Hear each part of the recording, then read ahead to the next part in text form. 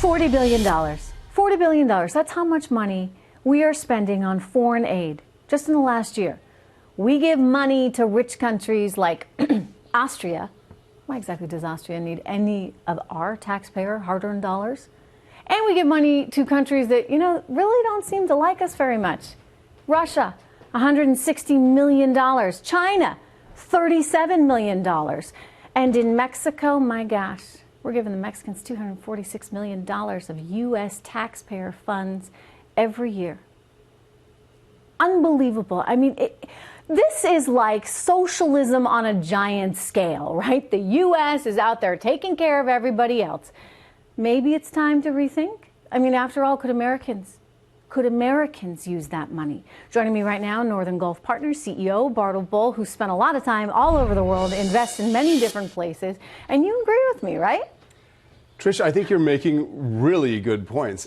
I have seen this in Latin America. I've seen it in Africa, the former Soviet Union, the Middle East, Asia, and everywhere. It's always clear the difference between trade and investment, the private sector, and aid, which is effectively welfare, as you point out. Why do we do that? Why are we giving, and in some cases, some pretty wealthy countries, welfare? By the way, if there's money to spare, maybe that could go towards the wall. Maybe it could go towards education. Maybe there's a lot of things you could do with it here in the U.S. that might be better for Americans.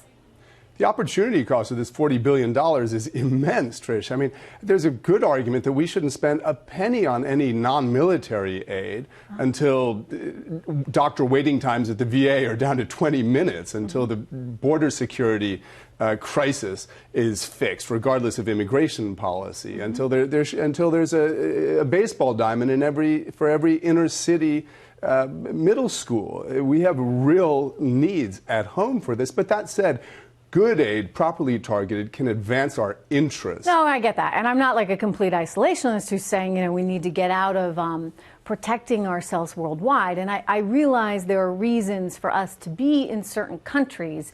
But, if I were President Trump, and I imagine he's doing this right now, I mean, he's made a whole platform out of this, I'd take a nice red pen and I'd go through that list and look at where we're spending money. I mean, we've been going through it. You got Nigeria that's getting a ton of money. You got Kenya, you got Ethiopia, I guess in part because they figure natural resources there. We want to have some stability in these regions.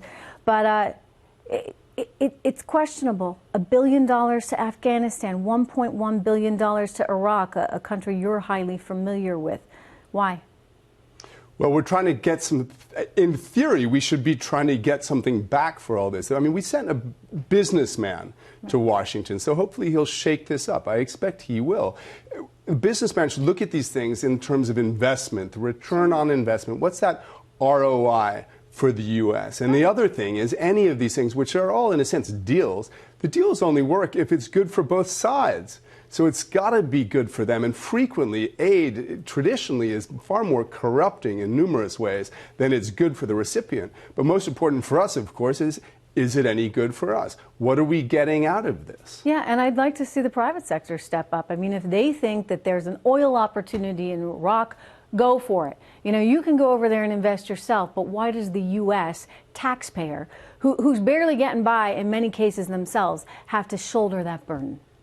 Listen, there's no greater engine of enterprise and adventurous investing and so on than the American economy. And by the way, there's nothing better for the rest of the world than a strong and prosperous U.S. So we really don't need the government doing this stuff for us. But that said, in the aid world, development finance, that's at least a little bit more of a respectable debate. Loan guarantees, political risk insurance, and so on. Much of this just seems like corporate welfare. I'm sorry, but we're giving like $2 million to Austria. Yeah. I know it's only $2 million, but it's $2 million to Austria. No, sure.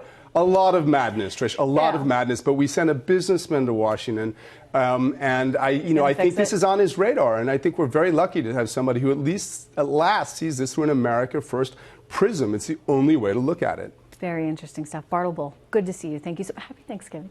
Okay.